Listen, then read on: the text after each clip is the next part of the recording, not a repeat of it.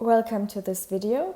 This time we will focus on 7 common mistakes in English made by German speakers. Before we start, let me tell you, a mistake is not a tragedy. Don't be afraid of making mistakes. This is absolutely natural. Maybe this video will help you to avoid some of the most common mistakes made by German speakers. Here's my top 7 list. Number 1. Become. Become is a troublemaker for German speakers learning English because we have a word in German that looks so similar.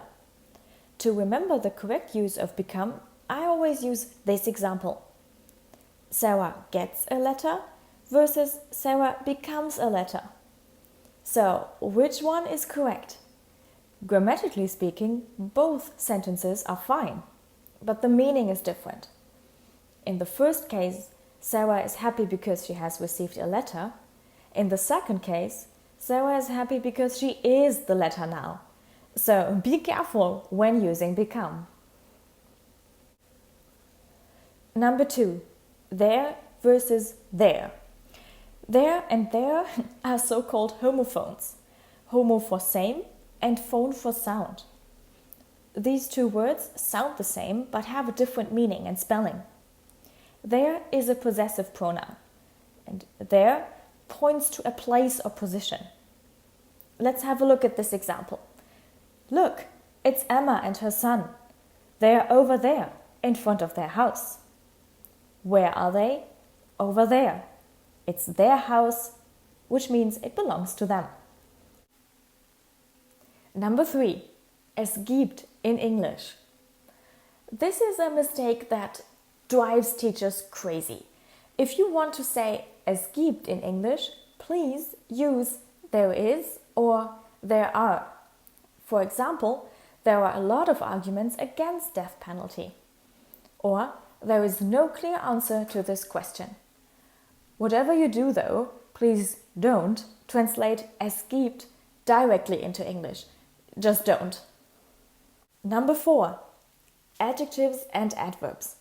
This is not so easy for German speakers either, and I will tell you why. Look at these examples. Sie ist schön, sie singt schön. Here, schön is an adjective and it refers to a person. And over here, schön is an adverb, which refers to the verb. You know what Germans say to this? Whatever, schön and schön. Oh, seriously? One of them is an adverb? I don't care. Problem is, in English, you have to care. Let's translate the sentences into English. She is beautiful and she sings beautifully. Beautifully is an adverb, which is why we must add an ly, because it refers to the verb sing. For us Germans, this is very hard to remember, because very often we don't see the difference between an adjective and an adverb. Number 5. Hard versus hardly. Speaking of adjectives and adverbs, remember, once there is an adverb, you have to add ly. Beautiful, beautifully. Careful, carefully. Close, closely. Of course, there are also exceptions, and one of them is extremely important. If you want to say she works hard, meaning she works or she studies a lot for her exam, for example, please don't add the ly, even though it's an adverb. Because if you do, the meaning changes to the complete opposite. She hardly works means she almost doesn't work at all. So be careful when using hard and hardly. Number 6. The overuse of the determiner the. I don't know if this is international, but I have the feeling that especially German students tend to overuse the determiner the. After the party, I went home. Full stop. No need to add anything. I go to school every day. Same here. I go to school is a fixed expression. But how do I know that I need a determiner? Let's have a look at this example.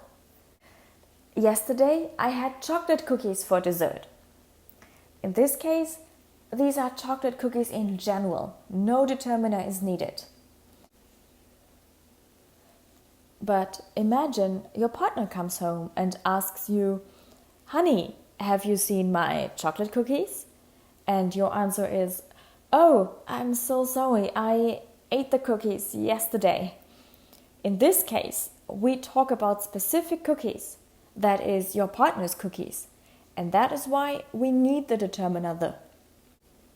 Our last mistake will focus on do versus make. These two verbs are problematic for German speakers learning English, because in German we translate both words with machen. In English, however, there are fixed expressions with either do or make. For example, do homework, do the dishes, do exercises, but make a cake, make breakfast, make coffee. Unfortunately, there is no explanation that tells you when to use do and when to use make. I'm afraid we have to learn this by heart. So that's all for today. Thank you very much for watching. Take care.